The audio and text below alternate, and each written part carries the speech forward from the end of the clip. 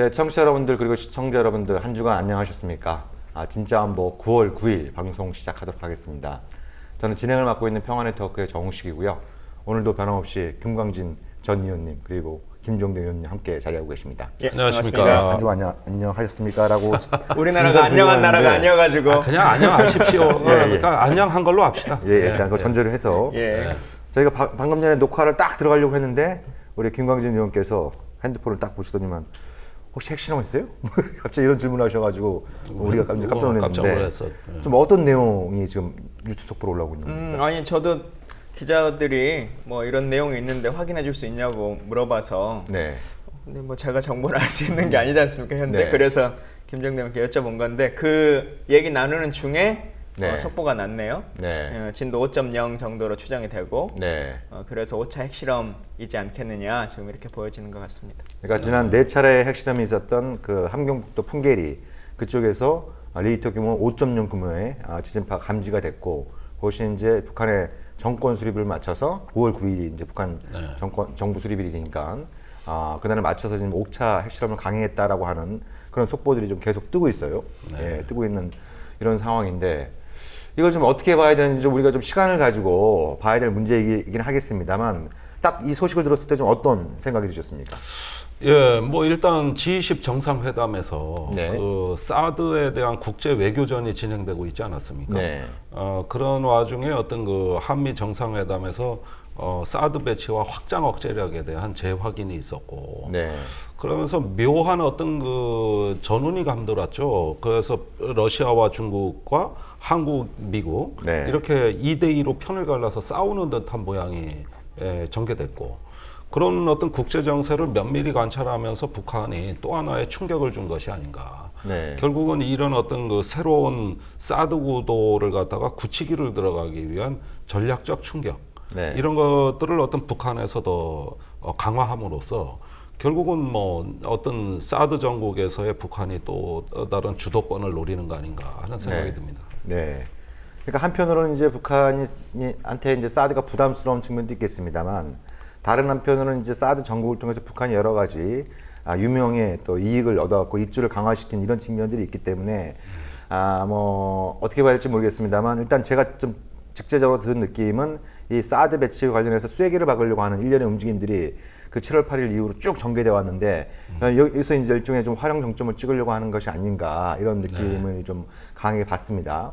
아무튼 참 중시된 그렇지만은 상당히 우려되는 일입니다. 그렇죠. 지금까지 뭐 사드에 대한 어떤 그 여러 가지 논의가 전개되고 있었고 또 이런 걸 통해 가지고 우리가 국제 정세를 이런 식의 군사적인 극단 강압을 통한 어떤 그 구도라는 게 너무 위험하니까 혹시라도 다자 외교에서 조금 더 다른 대화의 모멘텀이나 전략적인 방향 수정 또는 어떤 정책의 미세 조정을 그래도 좀 기대하는 우리들의 바람이 있었던 거거든요. 근데 북한이 저렇게 나오면은 자꾸 이제 그 예언이어서 미사일 3발을 엊그제 이제 노동 미사일 발사한 데 이어가지고 핵실험까지 했다 그러면 이제 벼랑 끝으로 가겠다는 얘기거든요.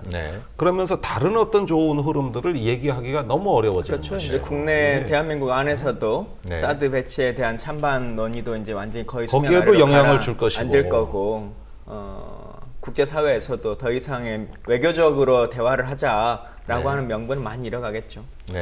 그건 걱정됩니다. 아주 우려스러운 일이에요. 분명히 이제 유감스럽고 대단히 우려스러운 이런 상황입니다만, 우리가 이걸 또 이제 너무 이렇게 그 단편적으로 이렇게 볼 것이 아니라 또 왜 이런 상황까지 좀 초래가 되었는지, 그리고 이런 상황에서 합리적으로 꼭 이성적인 대응 방법은 무엇인 건지, 과연 이걸 북한의 또 5차 핵실험을 근거로 해서 사드 배치 반대론이라든지 신중론을 제압을 해 들어가면서 사드 배치를 강행하는 것이 과연 지금 합리적인 선택인 건지 이런 부분들을 좀 종합적으로 다시 한번 좀 따져봐야 될 그 부분인 것 같은데요. 근데 아무튼 그 폭발 규모가 리히터 5.0이 나왔다라고 하는 분들 여러 가지 시사하는 바가 있는 것 같습니다. 그거는 핵실험이 맞는 것 같습니다. 이거는 인공 지진파 외에는 다른 어떤 그 가능성은 없다고 봐야 되겠어요. 특별히 뭐 지진이라는 게 이렇게 이렇게 갑작스럽게 한 지점에서 이렇게 강한 진동으로 울렸다 그러면은 네. 이건 인공 지진파가 맞다고 봐야 네. 되고 아무래도 핵실험이 거의 뭐 지금 정부에서 확인은 안 했지만 맞다고 봐야 될 것 같습니다. 네, 그러니까 지난 3월달에 김정은이 소형 핵탄두의 폭파 시험을 좀 언급을 한 바 있었고 그 이후로 이제 원형 모양의 둥근 공 모양의 핵탄두도 이제 좀 뭐 공개도 했었고 네. 그리고 이후로 계속 발사체 실험을 했었습니다만 상마제라고 해서 네. 예, 그 탄두 모형도 공개했고 예, 그러니까요. 예. 사실 지금 보여줄 건 거의 다 보여주고 네, 있는 거예요. 네, 네. 그래서 이번에 이게 핵실험이 맞다고 한다면 이것이 정말 그 소형 핵탄두 이것이 실제로 폭발 가능한 것인지 그런 어떤 소형 핵탄 들어가는 것이 가장 중요한 게 적은 양의 핵분열 물질을 사용하면서 그것이 핵 분열 반응을 일으키려면 굉장히 그 성능이 뛰어난 기폭 장치를 사용해야 되는 이런 부분들이 있지 않습니까? 그렇죠. 이런 부분들이 좀 향후에 북한의 발표나 또 이제 뭐 한미 양국의 정보 당국도 이제 전문가들의 분석을 좀 지켜보고 예. 다음에 우리가 또 추가적인 내용을 그러니까 가지고 예, 지켜봐야 될 거는 네. 어떤 핵물질로 핵실험을 했느냐, 네. 농축우라늄이냐, 플루토늄이냐. 그럼 북한이 얘기 안 하면 모릅니다. 예. 이런 부분이 네. 계속 이제 그 나오는 어떤 그 징후라든가 물질이라든가 그 부산물들 뭐 이런 건데 방사능 낙진을 채집해야 되는데 네. 이런 부분이 이제 가능하냐. 네. 예. 그다음에 했다 하더라도 목적이 뭐냐. 네. 그러니까 지금까지 북한은 그 미사일 시험을 계속 해왔잖아요. 올해만 하더라도 39발인가 쐈죠. 네, 두 자리 그런데 쐈어요. 엄청나게 쐈댔어. 이건 거의 전쟁 수준이에요. 그런데 그 쐈는데 다양한 고도에서 폭발을 했어요. 네. 처음에는 뭐 실수로 쏘자마자 지상 가까이에서 폭발했다. 네. 이건 실패다. 이런 관측도 있었습니다만은 네. 조금씩 날아가다가 폭발하는 시간대를 다양하게 했고, 네. 그 다음에 폭발 안 하고 떨어지기까지 했거든요. 이런 다양한 것들은 뭐냐 하면은 그 핵 폭발을 통제할 수 있는 나름대로 뭐 저기 가서 또 날아가다 보면은 하층에서 요격당할 수 있는 거고 여러 가지 가능성이 있으니까 네. 이걸 다양한 목적으로 폭발의 어떤 시점을 한번 또 테스트해보고 네. 그러면서 그 탄두 중량에 따라 가지고 폭발의 성능이라든가 이런 경우도 측정해야 되겠고 이걸 미사일이 그 중간 어느 단계에서 이것이 이제 폭발하느냐 이런 것도 이제 다양하게 비행 제어, 엔진 개통 뭐 다 시험해보고 그 다음에 이제 핵물질도 올해 들어와서 벌써 두 번째 핵실험인데 이런 걸 통해서 어떤 그 소형화에 필요한 어떤 소요 기술이라든가 네. 여러 가지 어떤 데이터들이 축적되고 고도화되고 있다고 판단이 됩니다. 그러니까 핵실험 할 때 항상 이제 고민 지점이 그런 거 있는 것 같아요. 그 전까지는 해서 계속 국방부가 우리한테 얘기할 때 핵실험을 할 때는 한 달 전에 인지할 수 있고 네. 미사일을 발사할 때는 일주일 전이면 알 수 있다 이제 이렇게 네, 네. 주장해 왔었지 않습니까? 네. 근데 그게 지난 2월달에 깨져버린 거죠. 네. 결국은 그게 불가능하다라고 하는 건데 아마 지금도 그 입장들은 거의 고수하고 있을 겁니다. 네. 왜냐하면 그 입장을 고수하지 않으면 국방부가 얘기하는 선제 타격론이라고 하는 것을 허구가 되죠. 예, 허구가 네. 되기 때문에 가능하다라고 하는 주장을 끊임없이 아마 언론을 통해서든 뭐 얘기를 하겠지만 현실적으로 지금 불가능하다는 것이 증명되고 있는 거지 않습니까? 네. 그리고 아까 39발의 미사일을 담아 쏘지만 그게 남한까지 올지 뭐 아니면 어디 일본까지 넘어갈지 중간에 터질지 누구도 모르는 거잖아요. 네. 근데 포를 장착했다는 것만으로 우리가 혹시 핵을 담을지도 모른다는 걸로 선제 공격을 할 수 있는 건 아니거든요. 그러니까 네. 우리가 계속 국민들에게 선제 타격으로 해결할 수 있다라고 하는 국방부의 이 말들에 대해서 네. 좀 정확하게 인지할 필요가 있다라고 하는 그거는 게 제가 말씀을 드릴게요. 이게 저기 지금 북한의 이동식 발사대가 200기입니다. 그걸 이동식 발사대를 TEL, 텔이라고도 부르잖아요. 네. 네. 그런데 이 200발을 동시에 탐지하느냐는 미국도 못합니다.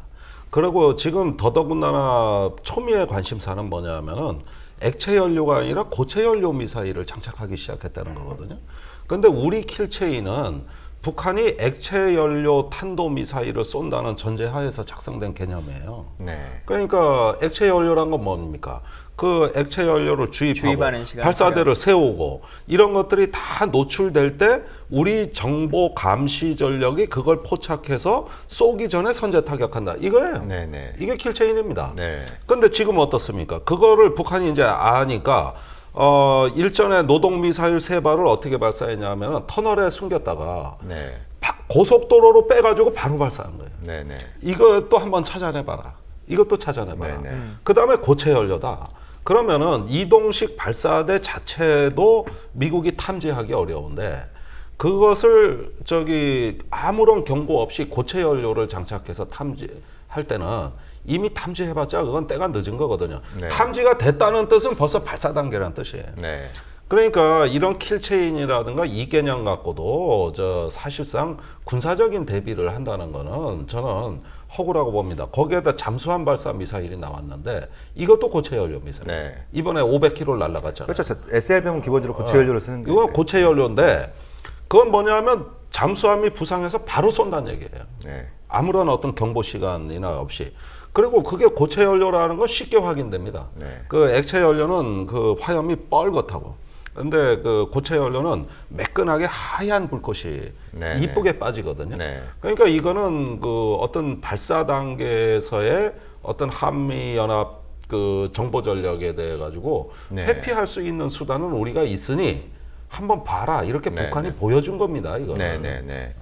그러니까 정말 가장 안 좋은 군비 경쟁의 양태가 적나라하게 드러나고 있습니다. 예. 예.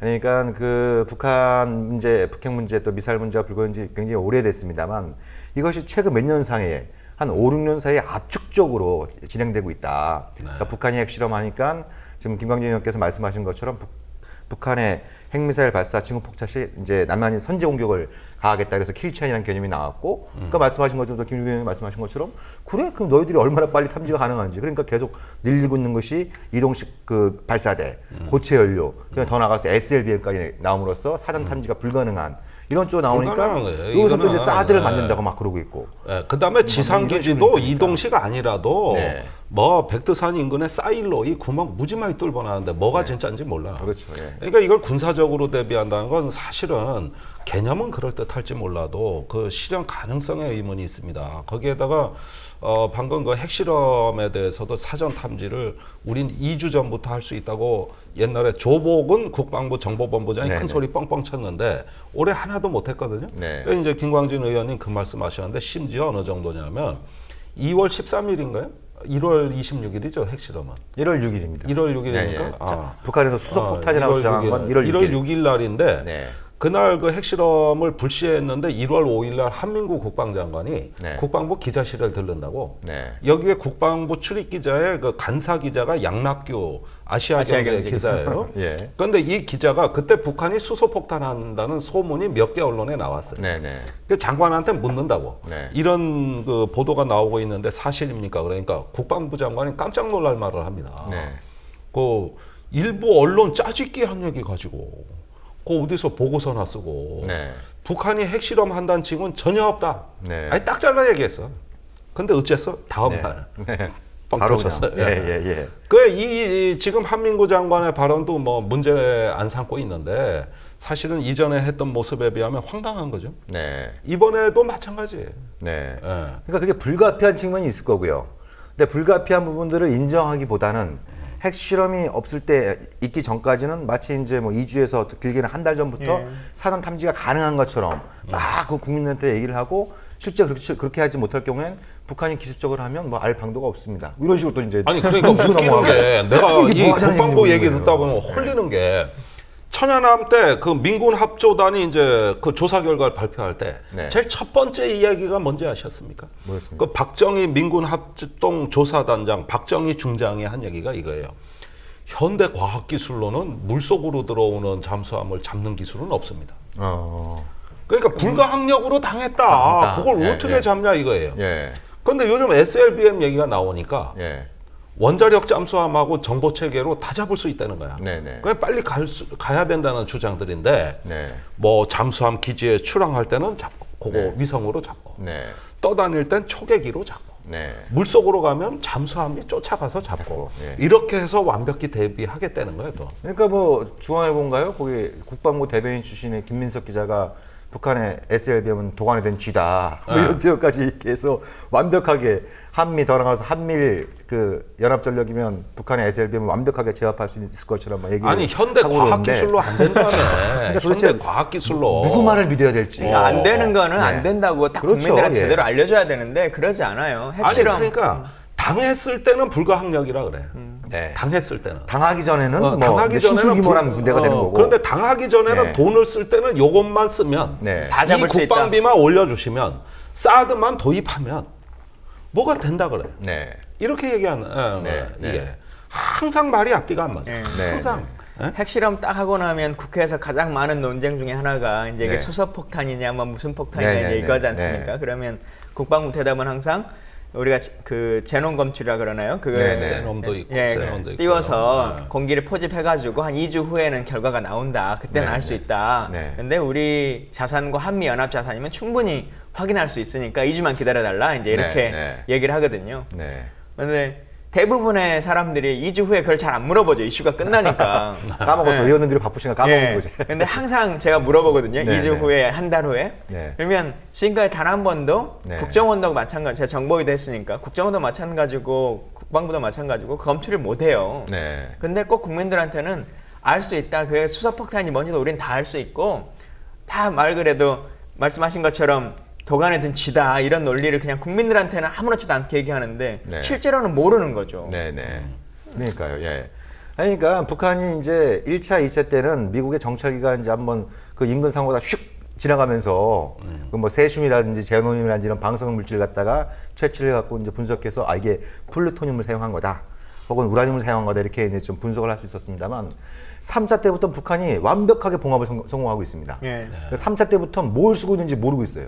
예, 지금 아직까지도. 아니 전혀 있는, 모르고. 예. 그러나 한국도 마찬가지고 미국도 마찬가지예요. 단지 정보라는 게 뭐냐면은 그 풍계리 핵실험장에서 네. 어쩐 일인지 작년에 굴착공사가 네. 대규모로 진행이 되고 있거든요. 네. 이거는 혹시 다음에 무언가 실험을 하기 위한 것이다.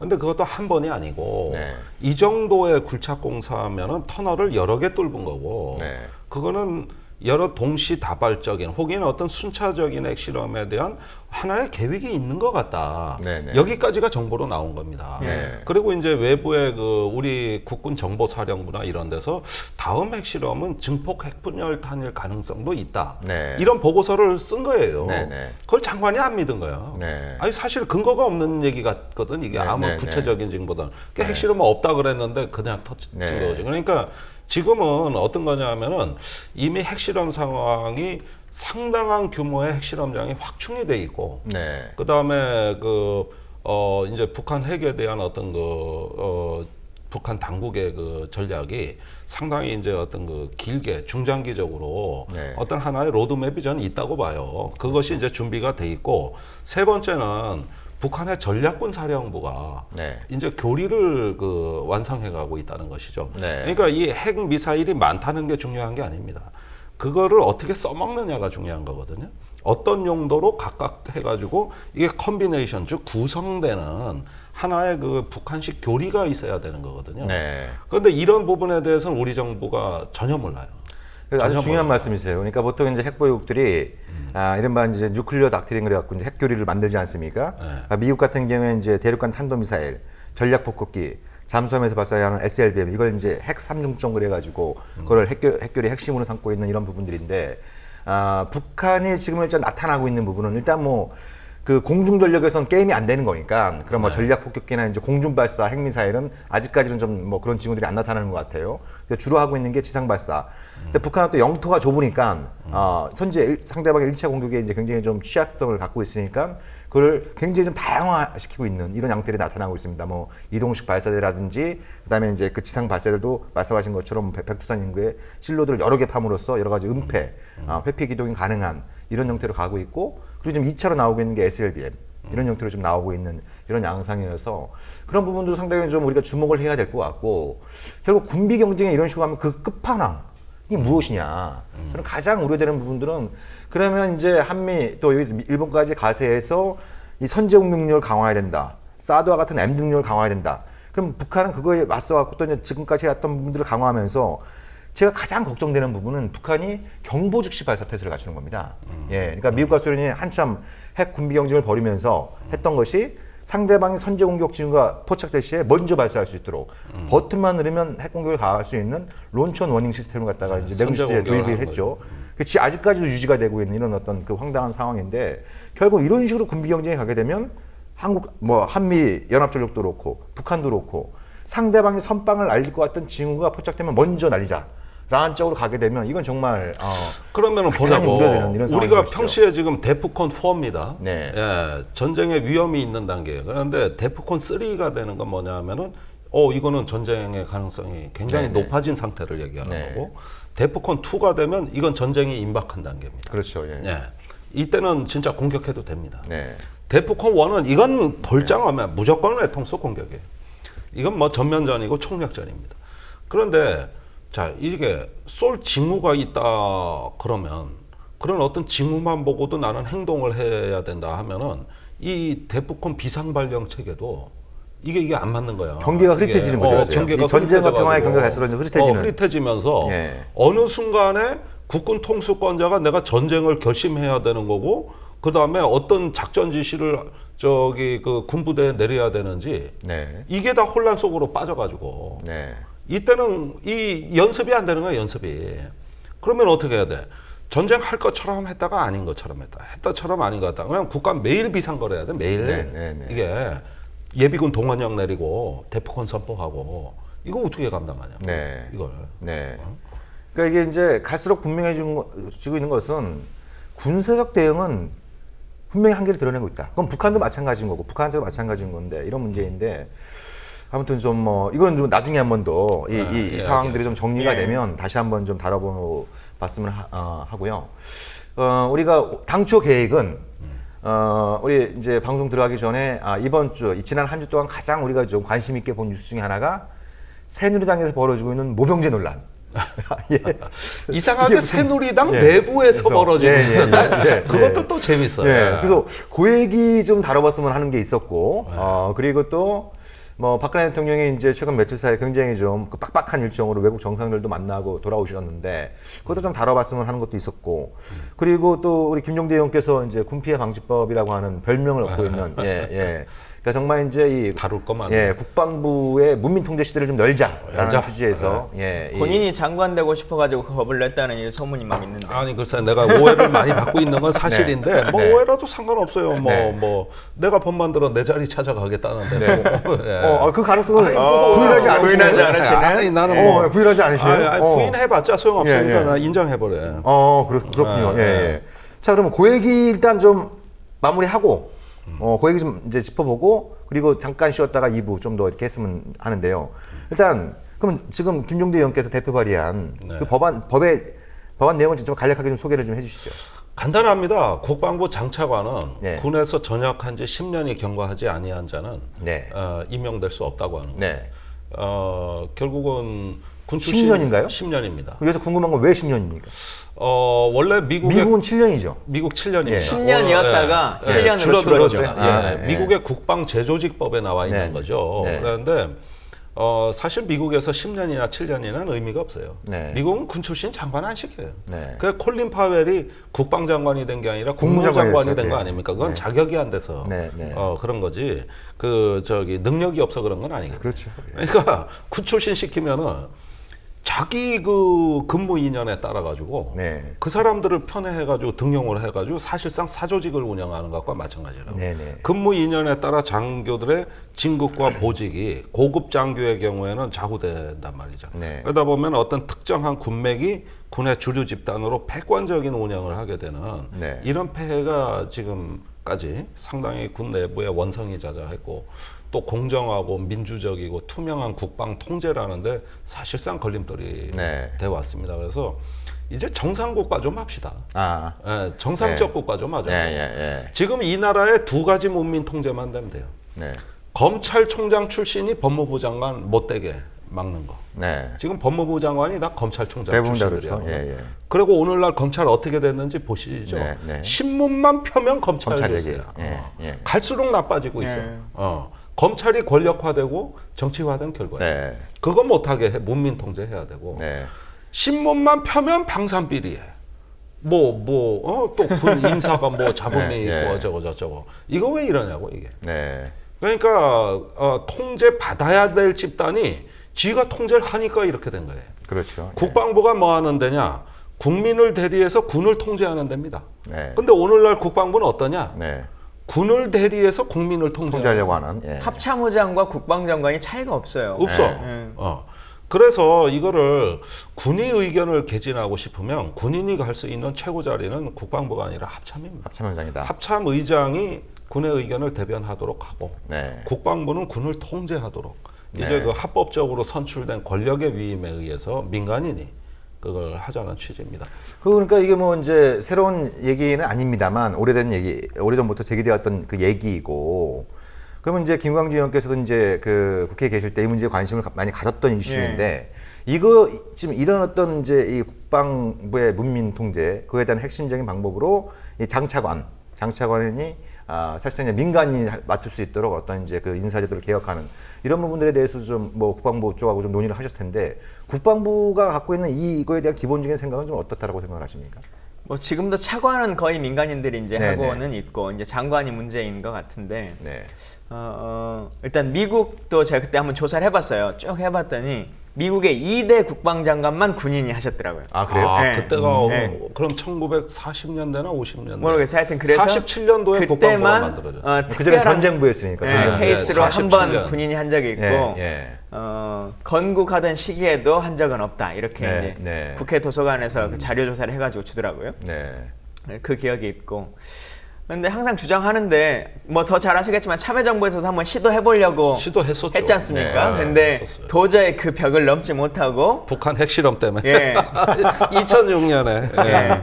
그래서 이제 육군이 아닌 것 정도로만 한번 가보자 뭐 이렇게 아마 네, 네. 참여정부에서는 그것도 컸어요. 예. 그래서 한 윤광 정도의 장관이 수준이었죠. 해군 출신의 윤광 장관이 했었죠. 근데 진짜 근데 국회에 있어 보면 그 느낌이 강합니다. 결국은 자기가 결정해왔던 것들을 그대로 해야 되고 자기가 부렸던 사람들이랑 같이 근무했던 사람들을 가지고 문제를 삼아야 되잖아요. 네. 그다음 최근에 뭐 해군 참모총장이나 뭐 이런 분들 다 구속되고 뭐 이런 일들이 벌어질 때 네. 그분들이 해군 참모총장일 때 돈 받고 뭐 한 걸로 구속되는 게 아니거든요. 네. 기존에 함정사업본부장일 때 했던 일들을 가지고 하는 거잖아요. 네, 네. 그럼 결국은 최종적인 결정권자가 됐을 때도 자기가 서명했었던 어떤 일들이 쭉쭉 다 있는 거예요. 네. 자기가 연관된 사람들도 다 있고.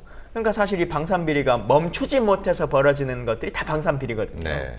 돈을 받아먹고 하는 일보다 네, 사업이 네, 네. 진행이 멈춰야 되는데 멈추면 태가 나니까 그냥 그대로 진행하는 것들이 부지기수로 많거든요. 네.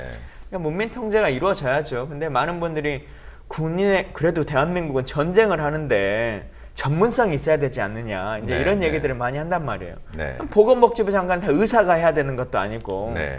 뭐 교육부 장관은 다 그 교수님들이 해야 되는 것도 아니잖아요. 네, 네. 국민들의 정무적 감, 지금의 인권의 척도 이것을 대리해서 말하는 직업인데 네. 우리는 꼭 국방장관이 전쟁 나면 1사단 앞으로 가세요.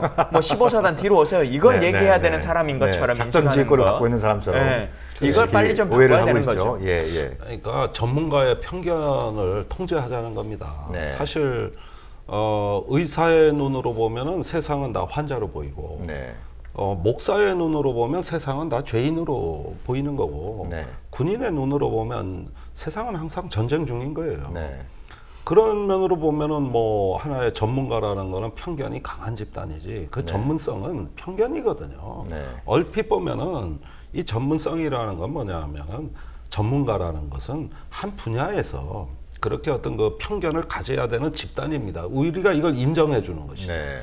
그 사람들 전문성 외에 다른 덕목을 요구할 수가 없는 거예요. 대신 통제받으라는 그 대신 통제를 받으라는 거예요. 네. 말씀하신 대로 교사가 교육 정책을 직접 수립하고 의사가 보건 정책을 직접 수립하고 변호사가 사법 정책을 직접 수립하면 나라 꼴이 뭐가 되겠습니까? 네. 자기들 멋대로 해버려요. 그러니까 전문적 관료 어떤 다른 관료 집단이 위임을 받아서 그 전문 집단을 통제해 주는 거거든요. 네. 그러니까 군인이 국방 정책을 수립하면 안 됩니다. 역설적으로 얘기해서 그게 국방을 망치는 길이에요. 네. 근데 우린 그렇게 하고 있잖아요. 그러니까 이거는 통제 받아야 되는 그런 어떤 정상 국가로 가자는 거고 이게 안보 민주화입니다. 근데 헌법에 말하는 문민 통제인 민주화예요. 거죠. 네, 네. 그러면은 그러니까 이게 이제 워낙 우리가 오랫동안 뭐 군부 독재도 겪기도 했고 뭐 군사물에도 오랫동안 익숙해진 거고 남북한에 또 대치 상황도 있고 또 이제 우리가 다 보통의 남성들은 다 이제 군대에 갔다 오고 그런 식으로 오랫동안 사회화된 이런 교육을 통해서 국방부 장관 당연히 군 출신이 하는 거다. 이걸 당연시 해왔다는 이런 부분들이 있는데 그것이 어떻게 보면 그런 사고방식 자체가 비정상적이고 굉장히 좀 후진적이고 특히 비민주적인 이런 측면들이 있다는 문제 강조를 해주셨는데 그럼 좀 다른 의원분들의 반응은 어떻습니까? 다른 이거 뭐 관심 없어요. 관심 정권자이 아직 발의는 했는데 예. 말은 다 맞다 그러지. 예. 그런데 시기상조론이 있죠. 역시 안보 위협론이에요. 예. 지금 뭐 모병제냐 징병제냐도 사실은 얘기를 해야 되지만은 이런 문제에 대한 우리의 제도적 접근을 항상 가로막는 거는 안보에 대한 급박성이라는 이런 어떤 현실론으로 대부분 논의가 안 되는 겁니다. 네. 사실 그 병역제도도 이제 징병제가 못 버티거든요. 네네. 이걸 뻔히 아는 사실인데 그런데 이제 전쟁 나면 어떡하냐 말이지. 없는 지게 애들만 전쟁하라는 얘기냐. 이런 네. 감정적 반응을 넘어서질 못하고 있는 거죠. 네. 그러니까 이런 어떤 그 국방장관 문민화 문제도 마찬가지입니다. 사실은 정부조직법 하나만 뜯어 고치면은 간단하게 제도 개선돼요. 네네. 별것도 아니고 뭐 새로운 법률을 만드는 것도 아니고 네. 기존 이제 아니, 정보조직법 또 법률이 아니더라도 사실 지금 이제 통수권자의 정무적 판단만 지금도 의지만 돼. 있으면 네, 사실은 지금도. 네. 지명하시면 되죠. 네네. 근데 그게 안 금지법이라는 게 나온 그렇죠. 것이지 네. 이거는 그냥 네. 지금도 되는 거예요, 사실은. 그러니까 인치를 통한 방식이 아니라 법치를 통해서 그걸 제도함으로써 이제 국방부에 대한 어떤 문민 통제를 좀 제도화하자는 이런 취지를 갖고 근데 계신데 그렇게 되면 법으로 만들어지면 다수의 또 군인분들도 네. 내가 갈 수 있는 자리가 네, 또 네. 그렇지 않구나. 그러니까 그렇죠. 나는 정치 군인이 되지 않아야겠다. 네, 네. 막판에 갔을 때 이런 것들을 심을 수는 있겠죠. 네. 그러니까 어떻게 보면 이제 온전한 정상적인 의미의 군인 정신을 갖다 좀 함양하는 데에도 네. 이런 부분이 좀 도움이 될 수 있다는 이런 또 이제 중요한 말씀을 주셨습니다. 자, 그러면 모병제 얘기 나왔는데 우리 잠깐 쉬었다가 모병제 얘기 좀 한 30분 정도 탈탈 한번 털어보죠. 네. 예, 그럼 진짜 한번 잠시 쉬었다가 다시 돌아오도록 하겠습니다. 네, 진짜 한번 2부 순서 이어가도록 하겠습니다.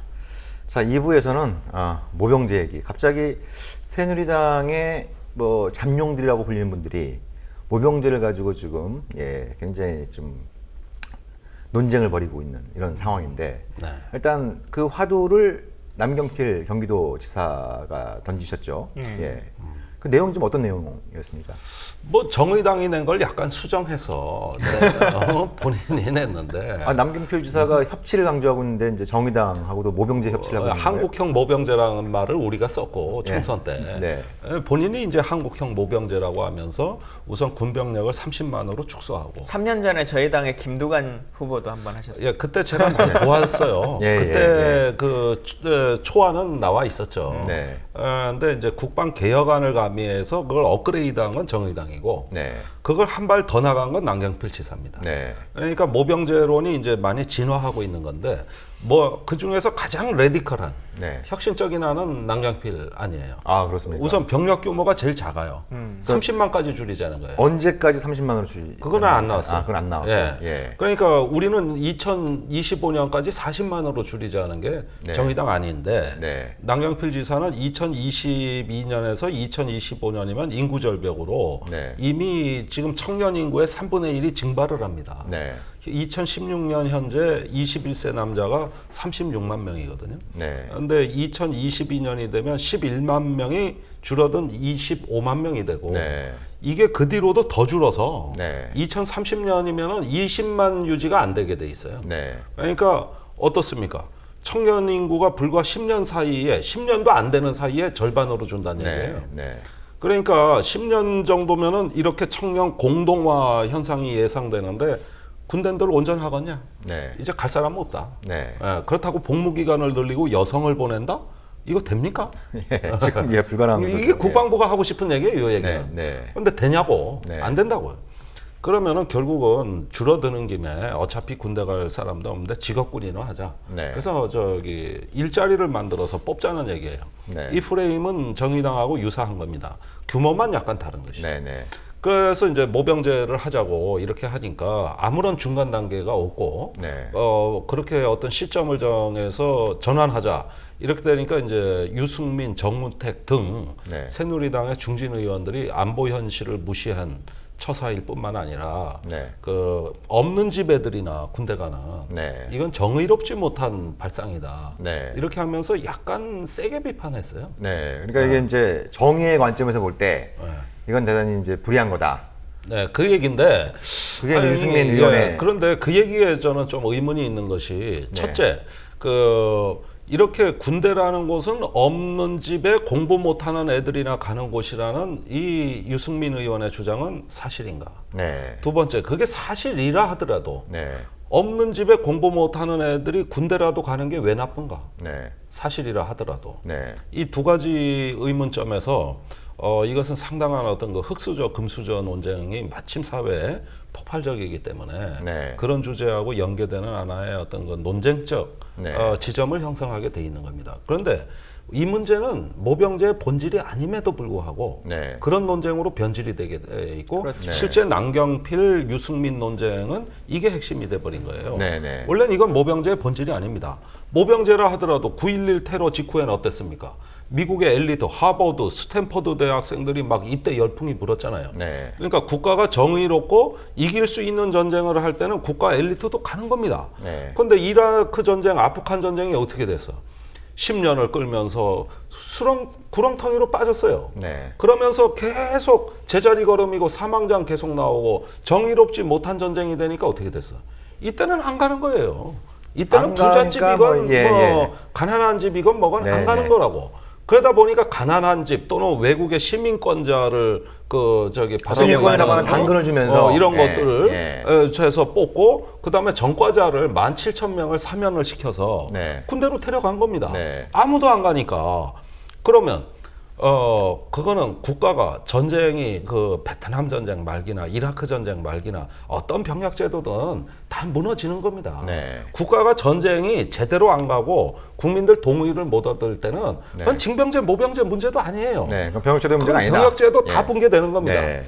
그런데 그러지 않고 우리가 이건 정의로운 거다. 우리 공동체를 위한 거고 또 네. 가는 게 자랑스럽다 이러면 왜 안 가? 그게 징병제, 모병제 문제? 네. 그러니까 이런 문제들은 제도라는 거는 그 시대의 사회의 여건과 상황에 따라서 가장 올바른 병역 제도가 뭐냐 이런 걸 따지고 들어가면 되는데 네. 요 얘기는 쏙 빠지고 모병제는 흑수저들 가는 거다. 없는 네. 집 애들 공부하는 네. 거다. 이런 식으로 자극을 하고 그러니까 네. 그러다가 새로운- 결국은 감정 싸움이 되는 거예요. 이게. 새로운 제도가 도입될 때 사실은 그 제도 자체에 대해서도 잘 모르거든요. 네. 우리 뭐 정치적인 어떤 얘기를 하다 보면 뭐 독일식 정당 명부제니 뭐 여러 가지 제도들이 나오잖아요. 네. 뭐 내각제도 그렇고 막 근데 그런 것들이 실제 어떻게 도입되고 운영되는지를 사실 잘 몰라요. 정치인들도 모르고 국민들도 모르고. 네. 징병제도 예를 들면 징병제와 모병제라고 하는 것이 전환됐을 때 똑같이 징병으로 21개월만 하는 건지 네. 아니면 이 사람들은 평생 직장이 되는 건지 네. 이걸 전혀 지금 이 논쟁에서도 지금 없거든요. 네. 네. 예. 근데 예를 들면 평생이 그 21개월만 그냥 하는 거라면 네. 어쩔 수 없이 의무로 해야 되는데 돈 있는 사람은 대신 돈 내고 아닌 사람은 그냥 몸으로 때우는 거다 네. 라고 하는 거면 정의롭지 않은 유승민의 이제 논리가 네. 맞겠지만 네.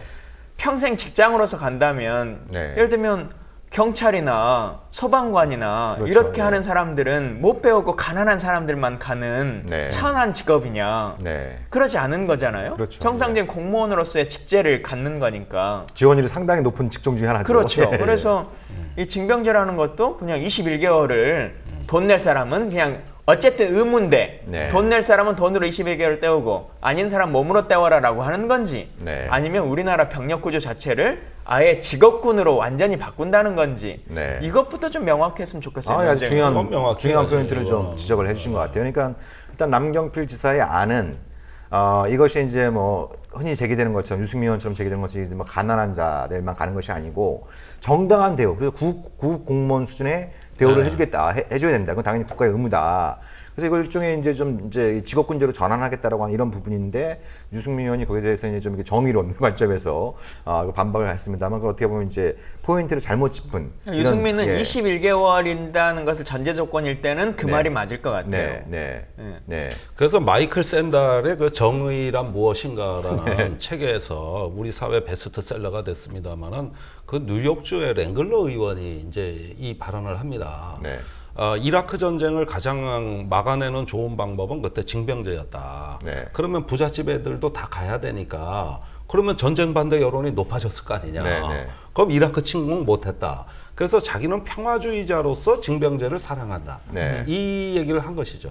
그러니까 그때 근데 유명한 이게 이제 영화가- 그 정의론이라는 얘기예요. 네. 근데 이거는 설득력이 없습니다. 왜냐하면은 그 베트남 전쟁이냐 이라크 전쟁이냐는 어떤 그 외국을 침공한 거는 병역제도 문제는 아니었습니다. 네. 그다음에 미국에서 베트남 전쟁이 이제 그 67년도 8년도부터 꼬여 들어가기 시작했어요. 그렇죠. 네. 68년에 구정 대공세 때 네, 네.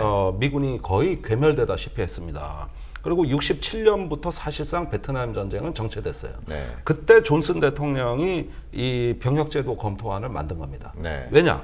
그 저기 대학가의 반전 여론과 전쟁 혐오 네. 이런 어떤 도덕적 도전을 가해지니까 그렇다면 위원회를 만들어 검토해 보자 했는데 여기서는 징병제 유지로 결론이 났거든요. 네. 근데 닉슨 대통령이 그 부임을 하면서 그 게이츠 위원회라는 걸 만들어 가지고 너무 이게 사회적 논란이 심화되니까 5대5로 찬반 논자를 참여시켰어요. 네. 그러니까 병역 제도를 검토해 보자. 그러니까 그 징병제 하에서 그 베트남 전쟁 말기에 보십시오. 마약, 탈영, 그다음에 군기문란, 네. 성범죄 이런 거에다가 이 현장에서 미군의 하부 체제가 붕괴되기 시작을 네, 했거든요. 그러니까 이런 군대는 어차피 안 된다. 이래 가지고 공정하게 5대5로 구성된 위원회가 만장일치로 징병제를 폐지하고 모병제로 전환을 하게 됩니다. 네. 이게 내막이에요. 이때 논쟁이 우리 지금 사회 논쟁하고 똑같아요. 네. 똑같습니다. 네. 그래서 그때 징병제를 폐지한 이유가 바로 끌려온 어떤 네, 병사들이 네. 이게 뭐 사회 하층민 집단 같이 돼가지고 전쟁이 안 되니 직업군인으로 바꾸자고 해서 바꾼 건데 모병제로 바꾸니까 이라크 전쟁 말기에 또 사회 하층민이 들어왔다. 네. 그러니까 모병제도 안 되고 이제 한국에서는 모병제 받아들이면 안 된다. 이 주장이거든 지금 네. 유승민 의원 주장. 네. 아니 그런데 그게 징병제 모병제 문제냐고요. 네. 네. 전쟁이 막바지에 갈 때 국가가 전쟁을 수행할 아무런 도덕적 권위와 네. 그다음에 정당성이 그 무너지면 네. 병역제도는 따라서 무너지는 겁니다. 그러니까 지금 이제 어떻게 보면 이제 모병제를 우리가 검토를 해야 되는 불가피성이 이제 이른바 인구절벽, 청년 인구절벽이라는 이 표현에서 나오는 부분이 있는 것이고, 그리고 이건 어찌됐든 뭐 옛날처럼 뭐 각계 전투식으로 머릿수로 싸우는 전쟁이 아니라 그렇잖아요. 이제 뭐 무기 체계 자체가 최첨단화되고 있는 이런 상황이니까 그 무기의 자원을 도달하기 위해선 최소한의 어떤 병력 규조를 통해서 규모를 유지를 통해서 어떤 군의 현대화 이런 어떤 이제 세계적인 추세라는 부분이 하나 있고, 그리고 가장 중요한 게 이게 그러면 국방 안보에 도움이 되는 방법이냐, 뭐 이런 부분들이 이제 어떻게 보면 토론의 중심이 되는 이런 문제들인데 이런 부분들이 주변에 되고 있고, 또 하나 이제 제가 좀 뭐 예전부터 나왔던 얘기입니다만 한국이 대군을 유지해야 되는 아주 중요한 이유 중에 하나가 북한 급변사태 발생 시 북한을 점령하기 위해선 50만 명의 육군이 필요한데 이걸 모병제로 전환해서 30만원을 줄이면 그럼 누가 가서 북한을 내가 점령하는데? 그 얘기하는 거 들었어요. 예, 예. 그 내가 얘기가 정호택 나오고 의원이 있어요. 방송에 나와 그 얘기하는데, 네. 자 북한이 붕괴돼 가지고 50만의 병력을 유지해야 되는 상황은 국가 비상사태입니다. 네. 정상적 상황이 아니에요. 이건 거의 전시라고 봐야 돼요. 네. 300만 예비군 어디 갔습니까? 네. 우리나라 예비군 300만이고 네. 그 300만을 다 동원을 못 한다 그래도 항시 70만 정도는 동원할 여력이 됩니다. 네. 그러면은 이라크 아프간전을 현역 병력이 다 했습니까? 안정화 작전을 네. 예비군이 했어요. 네, 네. 예비군이 하고 민간 군사 기업도 들어갔어요. 네. 그래가지고 현역병과 예비역들을 이렇게 조합했는데 한국의 병력 자원이 지금 세계 최대의 예비군 규모를 자랑하고 있는 나라라고. 그러면 이 많은 병력을 현역 지금 우리 63만인데 그걸 52만으로 줄인다는 건데 그걸 52만을 그럼 다 투입해도 안 되니 어쩌란 얘기냐 이렇게 낮아빠질 얘기가 아니고 네. 그 52만 플러스 300만이 있잖아요. 그러니까 더 줄여도 된다는 얘기예요. 근데 저는 조금 그 부분에 관해서 우리가 근본적인 문제를 짚어봐야 될 것이요. 그러니까 이제 뭐 한반도 유사시나 북한 붕괴 시 대규모의 병력을 투입해서 북한을 무력 점령하겠다라고 하는, 그래서 이제 이 징병제가 필요하다는 논리가 가장 근본적으로 따져봐야 될 문제가 이게 대한민국 헌법 정신에 부합하는 거냐. 엄연히 대한민국 헌법에는 평화적 통일을 명시하고 있는 이런 어떤 부분인데 과연 그런 어떤 군사주의적 발상이 이 대한민국 헌법과 부합하느냐. 이런 어떤 이제 근본적인 문제를 따져봐야 되는 부분이 있을 것 같고요.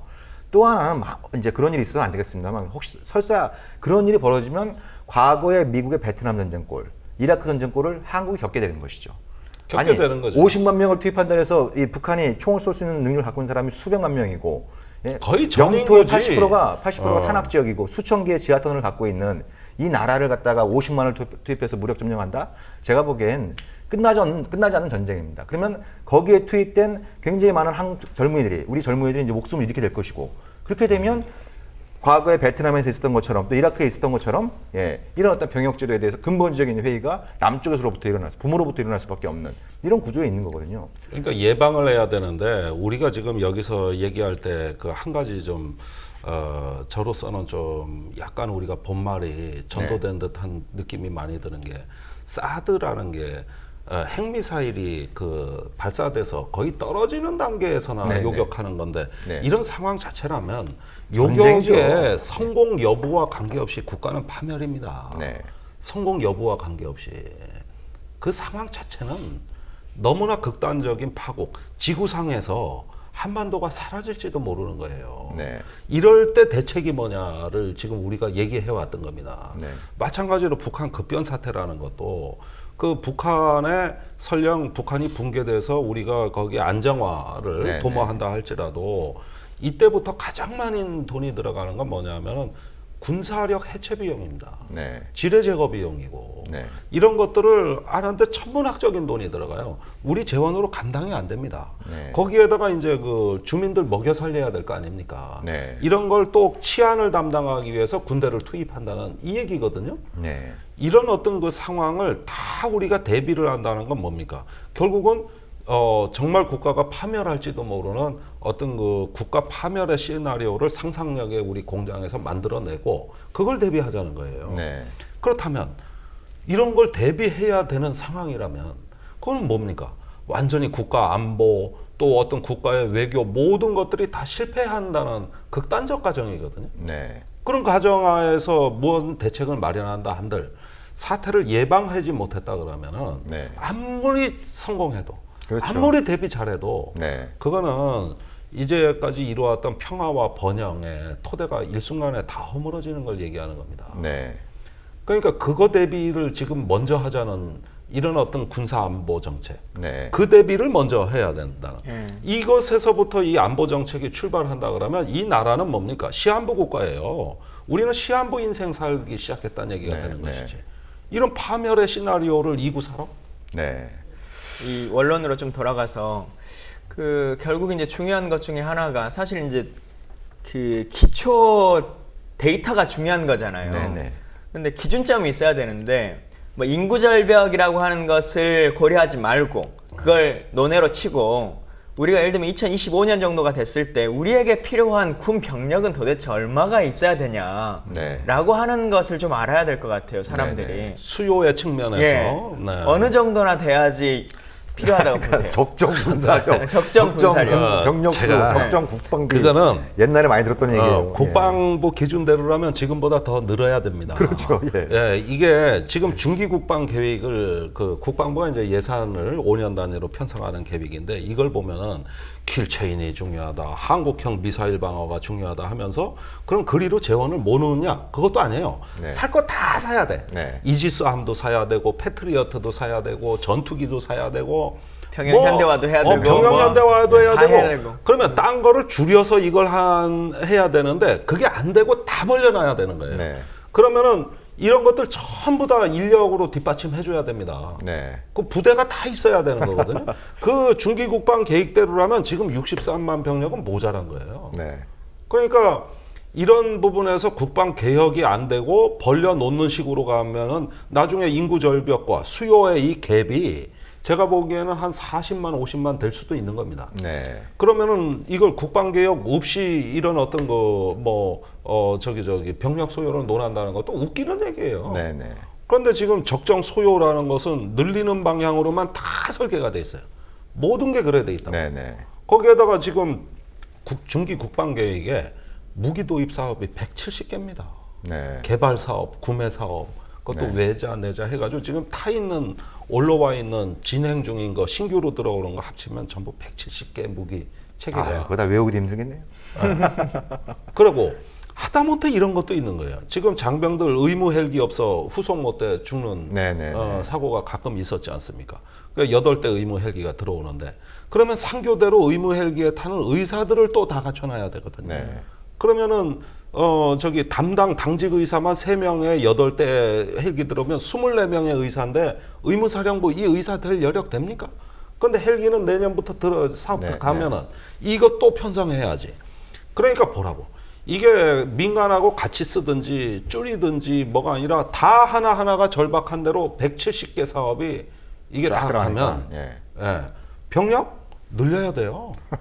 적정 군사력이 없어요. 네. 그런데 우리가 얘기하는 적정 군사력은 그런 게 아니고 방어적 충분성이거든요. 네. 이게 저기 상대방을 공격해서 일시에 굴복시킬 능력은 안 되지만 네. 그러나 침략을 당하면 방어에 충분한 네. 이 충분성 전력이라는 걸 이걸 갖추자는 거고 그걸로 고르바초프가 군축한 거 아닙니까? 네네. 그러니까 이 합리적 충분성이란 개념을 내놔서 적정 병력이 이제 산출이 돼야 되는데 네. 모든 소요가 다 올라와 있으니까 그러면 합리적 충분성이라면 병력의 문제는 아니에요. 네.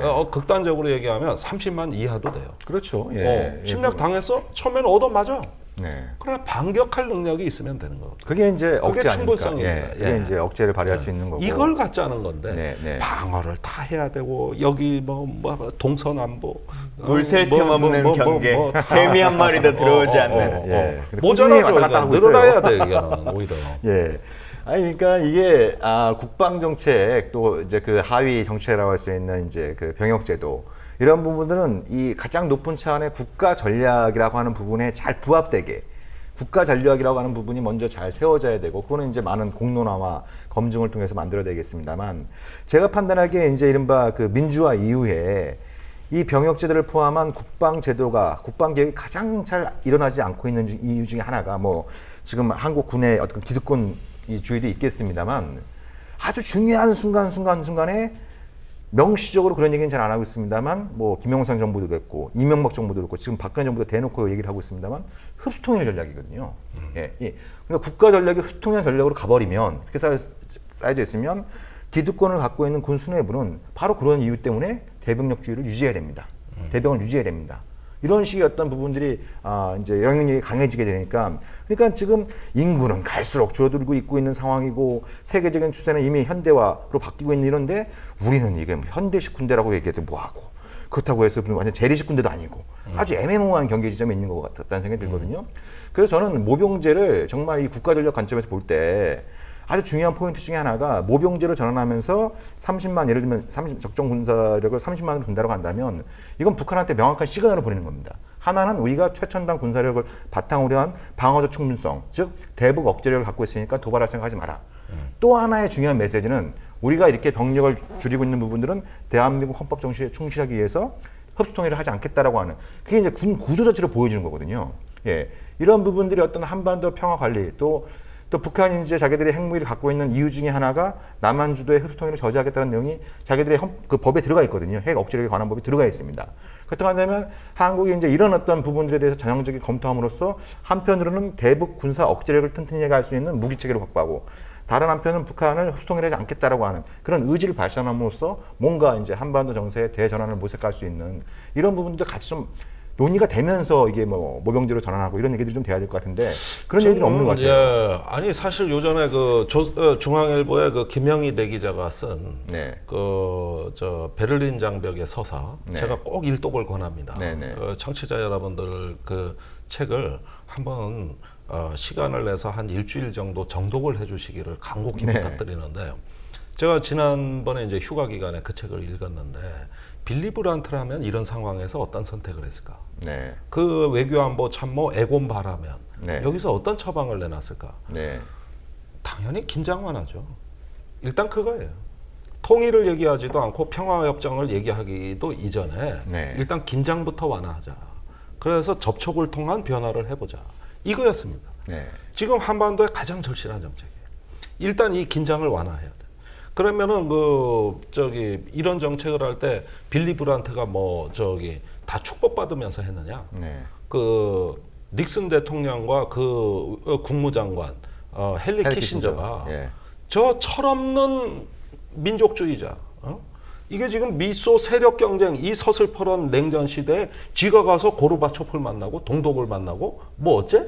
뭘 그러면서 뭐 긴장을 지가 완화해? 패전국의 총리 주제에 주권도 없는 놈이 저 전범국의 총리가 예. 4대 강국의 통제를 받아야 되는 저 독일이 분단된 네가 네. 그걸 하겠다고 해서 네가 감히. 원색적인 아주 그 모멸감을 다 참아내면서 네. 참아내면서 불굴의 의지로 이 긴장 완화를 하고 브레즈네프를 만납니다. 네. 그러니까 브레즈네프가 아프간 침공하는 정보도 미국에 알려주라는 걸 독일을 통해서 하잖아요. 네. 그 정도로 이렇게 해가지고 만들어 놓는 게 우리 민족이 이제 죽을지도 모르는데 이게 긴장부터 완화시키자. 네. 그때 동독에 소련군이 22개 사단이 주둔하고 있었어요. 그 다음에 통일 후에 알려진 거지만 네. 그때 바르샤바 조약기구 특히 동독의 소련군은 선제 핵사용 전략을 갖고 있었다는 겁니다. 네. 이게 나중에 증언으로 나온다고. 네. 그다음에 미국은 우린 지상군이 열세기 때문에 네. 전술핵을 사용하는 전략이었어요. 그렇죠. 나토군이 네. 대량보복 서독에서 전략이었죠. 이랬던 나라예요. 일촉즉발에 여기는 네. 항상 핵전쟁으로 그냥 오늘 내일 하던 데고 베를린 사태 보십시오. 네. 핵전쟁 직전까지 간 거 아닙니까? 네. 네. 그런 나라의 지도자가 나서서 긴장을 완화시키겠다고 할 때 야당이 흔들어대. 그러지 미국이 동맹국이 그렇죠. 때려. 예. 이거를 뚫고 한 겁니다. 네. 네. 우리 지금 그 정도 위기는 아니에요, 솔직히 얘기해서. 네. 베를린 사태 같은 건 아니잖아. 네. 그러면 이런 상황에서 빌리 브란트라면 뭐라고 얘기를 했겠습니까? 네. 일단 전쟁의 공포부터 줄이십시오. 네. 긴장부터 완화하자. 그거부터 해야 됩니다. 네, 네. 그러니까 빌리 브란트 정권이 그렇게 좀 전향적이고 대담한 정책을 쓸 수 있었던 아주 중요한 기초가 서독 내부에 있었던 겁니다. 예, 서독 내부에. 그러니까 서독 내부에서 뭐 잘 아시겠습니다만 뭐 그전에는 할슈타인 원칙 그래가지고 그죠? 예. 그래서 이 공산국 국가들하고 수교를 맺지 않는 이런 어떤 부분들이 독일 내부의 원칙, 서독 내부의 원칙처럼 정해져 있었고 이런 부분들을 갖다 먼저 풀므로써 동독이 서방 국가들하고 이제 관계 개선도 이제 서독이 먼저 태워주고 예, 이렇게 하면서 이제 긴장 완화를 구체적으로 할 수 있었는데 제가 그 서독에 있는 분들한테 말씀을 들어보니까 가장 중요한 힘은 서독 내부에 있었다. 그러니까 서독이 어떤 그 사회 경제 이 분야에서 개혁을 통해서 국민 통합을 이루게 되고 그리고 국민 통합을 이루는 과정에서 이 사회에서 이른바 뭐 흑수저니 금수저니 이런 요즘 우리 한국에서 유행하는 이런 표현들에 대한 불만들이 사라지면서 정부에 대한 신뢰가 생기고 그 정부는 국민들을 믿고 통합된 국민들을 믿고 강대국인 미국이 뭐라고 막 얘기를 해도 사실 뭐 조인트만 안 깠을 뿐이지 조인트 온갖 깠지 뭘. 모욕적인 언사들은 다 들었던 거거든요. 예. 그러니까 예, 그런 부분들이 그러니까 이제 정욱식 우리가 대표가 요 며칠 전에 경북대 학교에 가가지고 사드의 어제였습니다, 어제. 문제와 예, 예, 그 예. 저 평화 얘기하러 갔더니 예약된 강당을 총장이 나서서 취소시키고 총장은 아니고 아무튼 위에서 오도가 나왔겠죠. 그게 떨어졌겠죠. 총장이지 뭐야. 그래가지고 네. 그 대학에서 이런 치졸한 짓 좀 하지 마십시오. 네. 우리는 평화에 대한 진정성 있는 어떤 대화를 네. 내부에서 지금 하는 거고 강연도 하고 교육도 하는 건데 네. 지금 장소를 못 빌리는 상황까지 가는 이런 사회적 폭력과 네. 이런 어떤 그 편견 하나의 편향성 속에서 네. 뭡니까? 이거는 사회 통합은커녕 전쟁의 에너지가 계속 축적이 되고 그걸 말하지 않으면 마치 애국자가 아니고 네. 긴장 완화와 평화를 얘기하면 안 되는 것처럼 네. 이런 우매한 국가가 어디 있습니까? 네. 그러니까 어제 경북대에서 말씀 들어보니까 뭐 그 장소 대여에 좀 그 관여했던 교수들한테 외압도 들어가고 막 학교 행정처에서 대놓고 막 그 교수들을 협박하고 이런 일까지 벌어졌다 그래가지고 네. 야 이게 참. 저 같은 이제 이 종우랑이 강연도 이 정도 수준인데 그래도 우리 거기는 누군가 강연장만 뭡니까? 바뀌었잖아요. 저는 네. 어제 강연 취소해야 된다고 예. 연락 왔더라고요. 어디에서요? 예, 어떤 대학교인데 네. 막 하자고 막 해가지고 억지로 시간을 잡아가지고 했더니 네. 날짜 잡고 포스터 이제 나오니까 네. 우리 높은 분들이 정치적 학교 내에서 정치적인 이런 게 있으면 안 된다 해가지고 취소해야 된다. 아니 교육부는 청와대 오더 받아갖고 일선 초중고등학교에도 사드 교육을 하고 있는데 자, 제가 징병제 질문 하나만. 네. 그 당위로서의 모병제 모병제. 이거는 누구나 다 동의를 하는 것 같아요. 언젠가는 세상이 좋아지면 네. 우리 맨날 북핵 위기가 없어지면 이렇게 말하듯이 네. 세상이 좋아지면 모병제로 가는 게 맞지 이제 이렇게 생각들은 하시는데 가장 이제 중요한 시점이 내년 대선이라고 하는 것에 이제 있는 거지 않습니까? 그렇죠. 남경필 네. 지사도 마찬가지고 네. 지금 다 후보들이 네. 그러면 이걸 현실적으로 내년 대선의 공약으로서 실행을 했을 때 우리 사회가 감당할 수 있을 범주겠느냐 아니겠느냐라고 하는 건 어떻게 보세요? 저는 감당할 수 있고 준비를 잘해서 아주 치밀하게 국방개혁과 병행해서 한다면은 얼마든지 가능하다. 이게 대선 때 공약이 된다는 의미는 결국은 여기에 정치인이 만약에 국민들이 모병제의 반대 여론이 더 높다면 불이익을 감수하겠다는 뜻이 되는 거거든요. 예. 그렇지 않습니까? 그렇죠. 예. 이것 때문에 대선 후보 경선에서 떨어질 수도 있는 거예요. 네.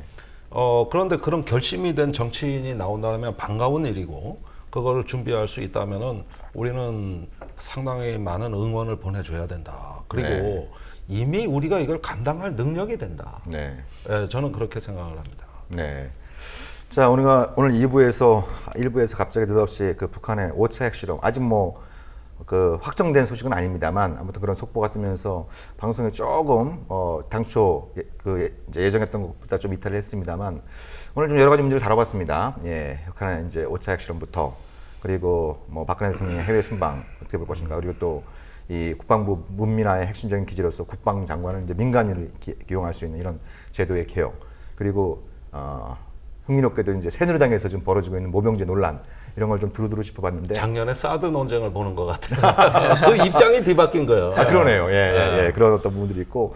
좋습니다. 뭐 이런 안보 문제, 또 국방 문제에 관련해서 당내에서도 좀 그런 논의들이 활성화되면, 뭐 우리가 좀 환영할 만한 얘기인 것이고. 나쁠 거 없죠. 예. 언제 기회가 되면 우리 진짜 안보에 좀 나오셔서, 한번 좀 말씀도 같이 나누시면 좋지 않을까. 네. 이런 그 생각도 듭니다.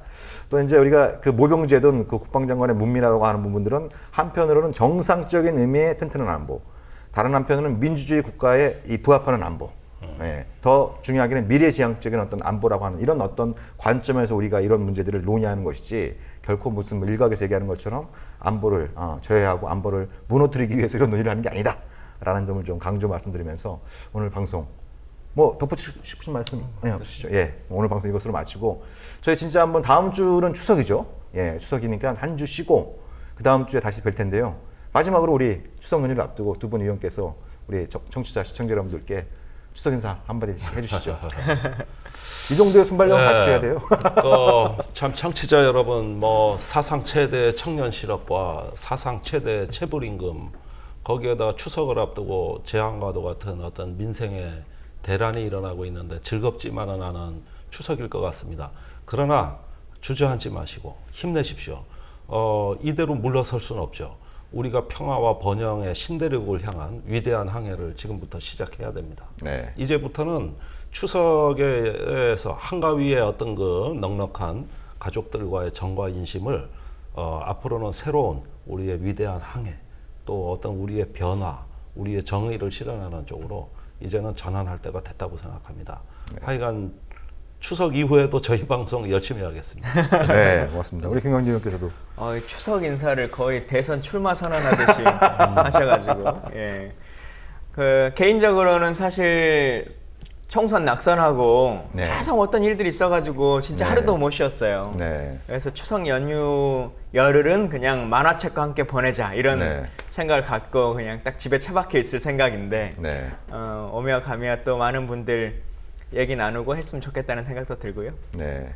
사실 얼마 전부터는 이제 명절이라고 하는 게 그렇게 큰 의미는 없는 것 같아요. 네네. 솔직하게 말해서 네. 뭐 민족 최대 명절이니 뭐 이렇게 말은 붙이지만 요즘은 광고도 그렇게 막 많이 나오지 않고, 예전에 네. 다 막 한복 입고 나와가지고 막 광고하고 막 그랬었는데, 그만큼 삶 자체도 어려워진 것도 있을 것이고, 네. 또 명절이라고 하는 것이 주는 그 가족 간의 유대성 이런 것들도 좀 많이 줄어들기도 했을 겁니다. 또 네. 다르게 보면 평상시에도 카톡으로 얘기도 하고 뭐 그렇죠. 전화도 많이 하니까 예전처럼 1년에 한두 번 보는 사이가 아니지 않습니까? 네. 그래서 평상시에 진짜 사람 사는 모습들의 이 관계들을 잘 설정하면 좋겠다는 생각도 들고, 네. 쉴 수 있을 때 좀 명절에 쉬시는 것도 저는 좋다고 생각해요. 의무감에 여기도 들리고 저기도 들리고 하는 것도 필요하지만, 네. 사람이 잠깐 쉬기 위한 재충전의 기회도 되니까, 네. 여유로운 시간들 잘 보내셨으면 좋겠습니다. 네, 고맙습니다. 제가 어젠가 어떤 지인 한 분께서 그 송경동 시인의 시를 한 편 보내주시더라고요. 엄니와 설이라는 제목의. 그래서 이제 그 고향에 있는 엄니가 뭐 아버지도 편찮고 나도 몸은 이렇게 편치 않지만 우리 김경진 의원님께서 말씀하신 것처럼 모처럼 쉴 수 있는 기회니까 집에 들여오지 말고 집에서 편히 쉬어라 이렇게 이제 이런 어떤 내용의 시를 보면서 제가 좀 눈시울이 빨개졌던 그런 기억도 있습니다만 그 엄니의 말씀이 엄니의 마음인 동시에 또 자식의 마음은 그런 또 엄니한테 찾아가서 서로 한번 잡아드리는 게 또 자식의 마음이지 않겠습니까? 그래서 이번 명절에 그런 엄니의 마음과 자식의 마음이 잘 한번 좀 케미를 일으킬 수 있는 그런 좀 이제 자리가 되었으면 하는 바람이고요. 저희 진짜 한번 다음 주 한 주 쉬었다가 다다음 주에 또 알찬 내용을 가지고 찾아뵙도록 하겠습니다. 예. 네, 고맙습니다.